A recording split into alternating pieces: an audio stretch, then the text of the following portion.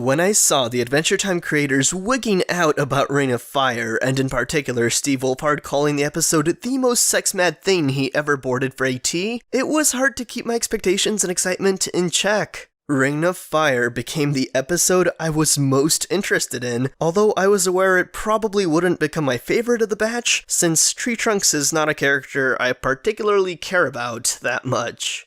Well, unfortunately, I cannot say Reign of Fire lived up to all the hype I had for it, though to be fair, I probably did get carried away. Was it raunchy? Heck yes! Mr. Fine Duty, pick up that mop, you bug.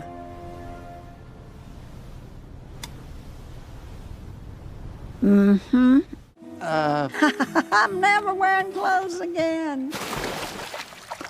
Turns out Tree Trunks was a nudist throughout the entire series. I guess that doubles for Mr. Pig, who also doesn't usually wear clothes. But yeah, multiple scenes in this episode, very raunchy, spicy stuff. But I'd say nothing approaching Finn's dream of Flame Princess. Oh! Yeah! My body is engulfed in flames! Oh, so good!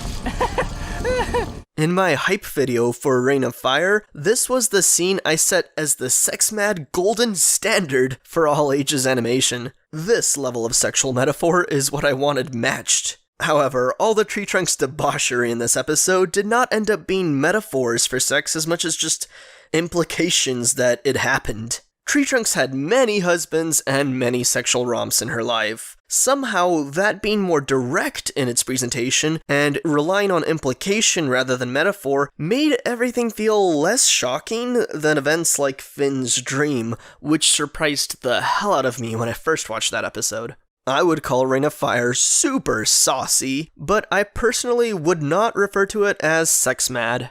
Now, even if my expectations did get ahead of me, this episode was still extremely fun, and that's saying a lot when it comes to Tree Trunks, well, for me at least. I don't really like Tree Trunks as a character all that much, and I used to think she couldn't hold an episode on her own very well. However, that thought has been proven wrong before. In High Strangeness, Tree Trunks managed to keep an episode highly entertaining and hilarious, and now with Reign of Fire, she pulls it off yet again. Major props when creators can make an episode enjoyable despite it being about a character you don't like. That's no easy task. Before this episode sails off into raunchy shenanigans, we even got some serious emotional weight. Tree Trunks sheds a tear after being asked by Sweet Pea if her life is perfect. No, sweetie, that's just something that happens when grown-ups think about their lives for too long. As we soon find out, Tree Trunks has led a long life full of different experiences and rich in adventure and risk-taking.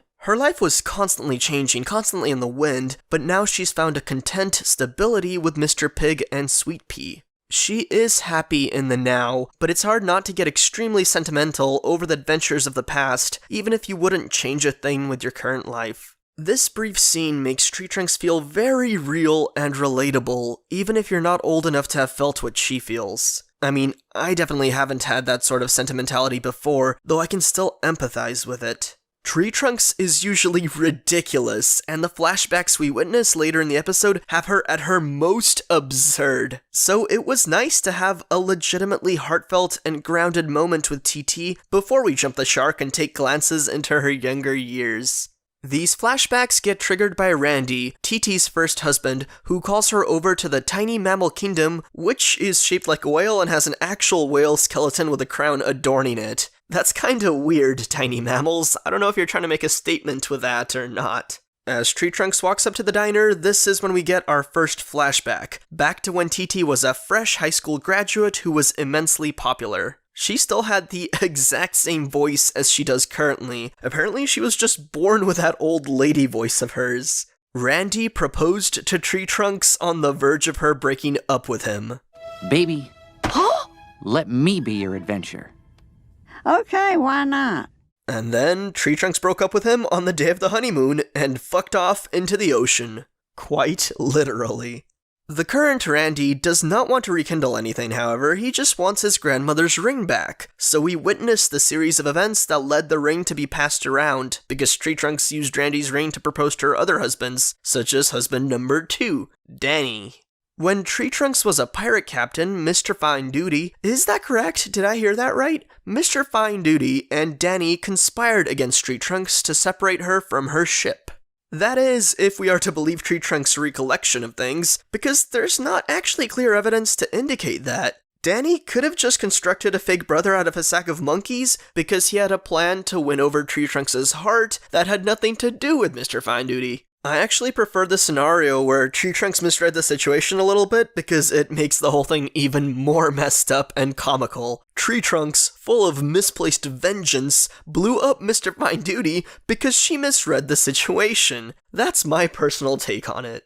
I've already pointed out that this poor pirate who got his bum blown up is the same as the one in the promo for the episode Min and Marty. He helped haul Martin out of the ocean after Martin took on the Guardian. This episode has no callbacks to that event, or to Martin Mertens whatsoever, but there are some interesting dots to connect. Bear with me here. We don't know the story of how La Femme de la Mer, which I assume simply means Woman of the Sea in French, and I'm also sure I butchered that pronunciation entirely. We don't know how this ship came to be. Did Tree Trunks acquire the boat and then scrounged up a salty crew? Or were Mr. Fine Duty and the monkeys already pirates before TT showed up and somehow ended up working under Tree Trunks? Did Tree Trunks take over an existing boat, perhaps rename it, and initiate her pirate lifestyle? Who knows, but for the sake of simplicity, let's just assume things worked out such that Martin ended up on the boat when Tree Trunks was indeed the pirate captain. Let's speculate that Finn's dad and Tree Trunks actually met in the past. And why do I want to do that, besides it just being kinda cool? Well, this might explain how Martin got into space. As we all should know from the episode High Strangeness, Tree Trunks has an extended family with aliens. She's got hybrid alien children, and the aliens have been paying her occasional visits throughout most of her life. Every few years, they stop by and show me my hybrid children. Perhaps the way Martin first got to space, before he worked his way up to being a cosmic criminal, was through the aliens that visited Tree Trunks. Since we have an absolute lack of evidence for any other scenario, I think this is the best explanation we're able to come up with. Like I said, it takes some connecting the dots, but it's a scenario that makes a lot of sense and lines up pretty well in my opinion. So, going back to the episode, after Tree Trunks maroons Danny and blows up her former ship, No more tight men. She becomes a shipping magnate and amasses a vast amount of wealth. Also, Tree Trunks has a fake eye. The eye patch she wore as a pirate was not just for show, she actually has a fake eye.